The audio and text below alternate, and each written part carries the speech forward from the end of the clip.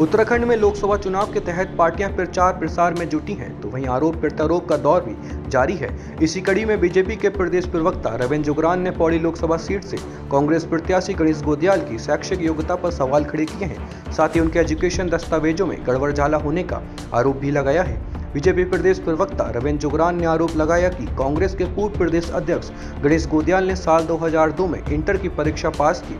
इसके बाद 2007 में वे ग्रेजुएट हो गए। जिस कॉलेज से गोदियाल ग्रेजुएट हुए वो उन्हीं का प्राइवेट कॉलेज है।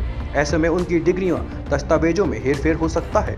वहीं उन्होंने कहा कि गणेश गोदियाल हेमवती नंदन बहुगुणा से अपनी तुलना कर रहे हैं और गणेश गोदियाल को यह स्पष्ट करना चाहिए कि वे कांग्रेस के सिपाही हैं या फिर हेमवती नंदन बहुगुणा की, क्योंकि हेमवती नंदन बहुगुणा ने इंदिरा गांधी के खिलाफ चुनाव लड़ा था। देखिए, हमारा ये कहना है कि कोई व्यक्ति गणेश गोदियाल जी 82 में महाराष्ट्र पुणे से हाई स्कूल करते हैं, फिर उनको 30 साल बाद याद आती है कि मुझे इंटर करना है, तो विधायक बनने के बाद 2003 में वो इंटर करते हैं पौड़ी के किसी सुदूर क्षेत्र से। फिर उनको याद आता है मुझे ग्रेजुएशन करना है, स्नातक।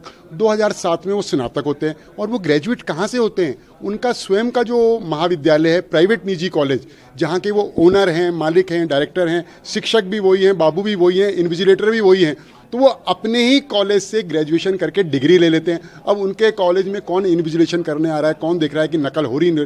तो बड़ा प्रश्न चिन्ह है कि इतना लंबा चौड़ा गैप और अपने ही डिग्री कॉलेज से, प्राइवेट डिग्री कॉलेज से स्वयं के वो डिग्री लेके बैठ जाते हैं।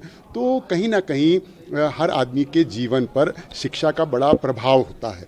तो अज्ञानता स्वरूप कह लीजिए या जाने अनजाने में वो पिछले 15 दिन से हर छोटे बड़े भाषण में और बाइट्स में कह रहे हैं कि 1982 की तर्ज पर ही मैं चुनाव लड़ रहा हूँ। यानी हेमवती नंदन बहुगुणा जी जो 1982 में चुनाव लड़ा था पौड़ी लोकसभा में, उसी तर्ज पर लड़ रहा हूँ। अरे भाई, तुम कांग्रेस के सिपाही हो कि एचएन बहुगुणा के सिपाही हो?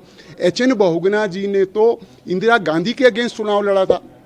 कांग्रेस को और इंदिरा गांधी को दिन में तारे दिखा दिए थे, धूल चटा दी थी जब इंदिरा सरकार के 12 सेंट्रल मिनिस्टर्स, केंद्र सरकार के, और 8 राज्यों के मुख्यमंत्री पौड़ी लोकसभा और देहरादून में पड़े हुए थे। तो आप क्या कह रहे हो?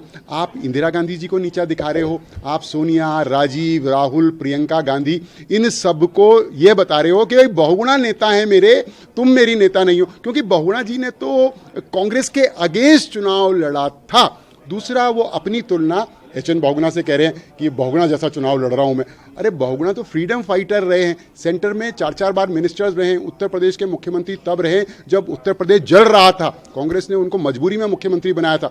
इंटरनेशनल, अंतर्राष्ट्रीय ख्याति प्राप्त राजनीतिज्ञ और डिप्लोमेट वो रहे हैं, सिद्धांतों के, विचारों के बड़े जबरदस्त पुरोधा रहे हैं। वो तो ये कह सकते हैं आपकी एक इंस्टीट्यूशन, एक संस्था के रूप में रहे। तो हम सब लोग तो अपने को बहुगुणा जी के चरणों की धूल भी नहीं समझते हैं पॉलिटिकल एरिना में। तो गणेश गोदियाल उनसे क्या कहते हैं, अपनी तुलना कर रहे हैं, तो ये इसको जनता बड़े गलत रूप में ले रही है।